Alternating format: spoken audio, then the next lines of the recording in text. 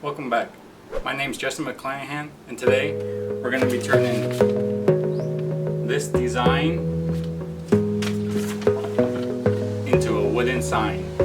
Let's get to it.